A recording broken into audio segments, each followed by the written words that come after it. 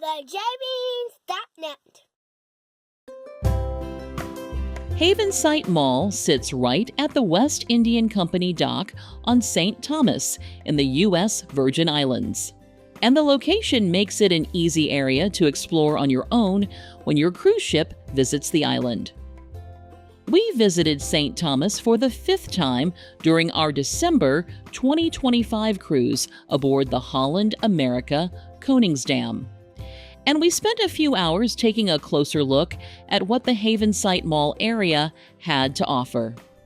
In this video, we'll share an overview of the area, including what we found in each of the numbered buildings, a couple of food and drink stops we made along the way, and some practical details that can help you plan your own time in port.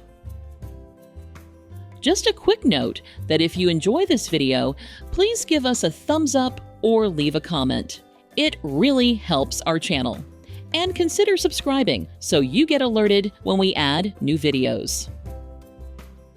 The West Indian Company dock is also known as the Havensight dock or the Havensight Mall dock, and it's located just a bit southeast of Charlotte Amalia, the capital of the U.S. Virgin Islands. St. Thomas actually has 2 cruise docks, so it's important to check ahead of time which one your ship will be using. The other dock is the Crown Bay dock, which is located a bit west of Charlotte Amalia. We recommend checking the West Indian Company dock's ship schedule before your visit, since the schedule includes information for both St. Thomas cruise docks. We've added a link in the description below. After disembarking our ship, we quickly found signs listing taxi rates for a number of destinations around the island, with fares listed per passenger. Taxi-based island tours were also available for anyone looking to explore more than a single destination. From the dock area, we made our way into the Havensight Mall itself, which is made up of 7 numbered buildings filled with shops, restaurants, and more. Despite being numbered, it can still be a bit confusing to find the building or shop you want because the buildings aren't numbered in a particularly intuitive way. Buildings 1, 2, and 3 run north to south near the dock area. Buildings 4 and 5 are situated east of the first 3 buildings, also running north to south. Building 6 is where things get a bit confusing since it's located just north of Building 4. And Building 7 is situated just north of Building 6.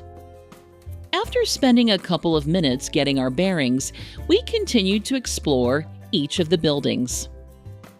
Building 1 had an Effie jewelry store along with a few other jewelry shops, some souvenir shops, and more. Building 2 was home to several well-known cruise port shops, including Pandora, Little Switzerland, Caraloha, Del Sol, and Diamonds International, along with a Crocs store and a few others. Near the west end of Building 2, we found a U.S. Virgin Islands Department of Tourism information booth. A friendly ambassador was available to answer guests' questions, and there was also a fun, underwater-themed photo op set up nearby. Building 3 had some jewelry shops and a few souvenir shops, as well as a bar and a restaurant. Building 4 had a souvenir shop and the medicine shop pharmacy. The pharmacy was a convenient stop for toiletries or other items you might have forgotten or run out of. It was also a nice place to grab a cold drink with water, soda, juice, Gatorade, and more available. 12-ounce cans of soda were $1.50, and 20-ounce bottles of soda were $2.50 during our visit. Building 5 had a souvenir shop, a body glove surf shop, and a couple of jewelry shops.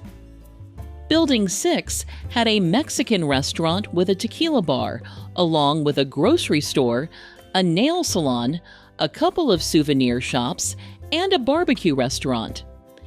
The Gourmet Gallery grocery store had everything you'd expect, including cold drinks that were priced the same as the pharmacy.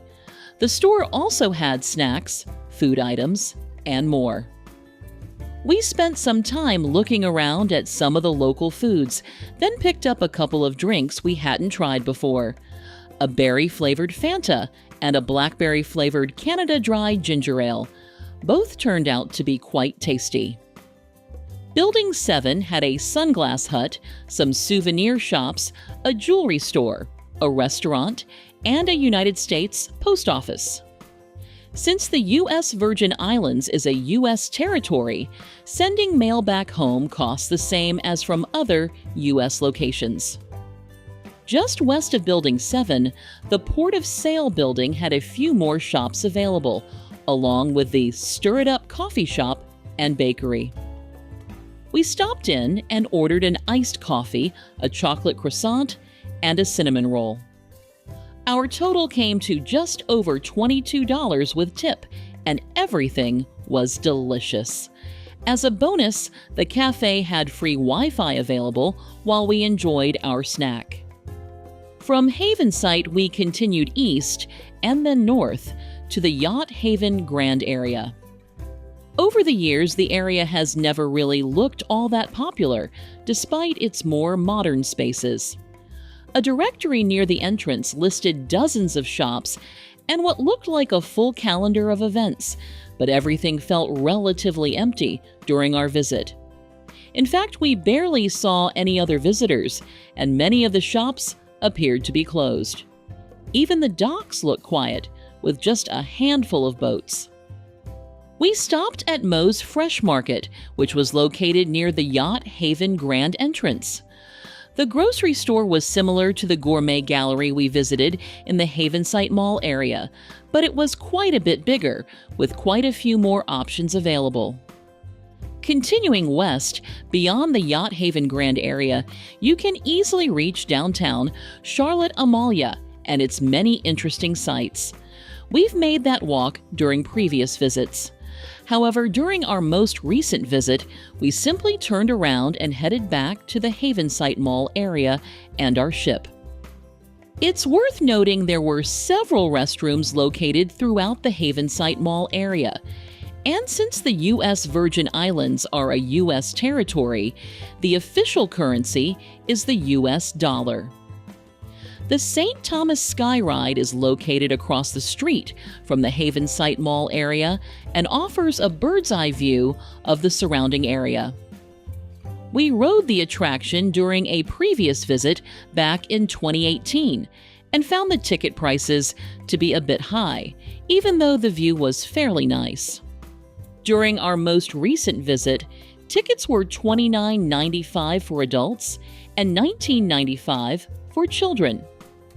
Overall, we enjoyed our relaxed, laid-back time exploring the Havensight Mall and Yacht Haven Grand areas.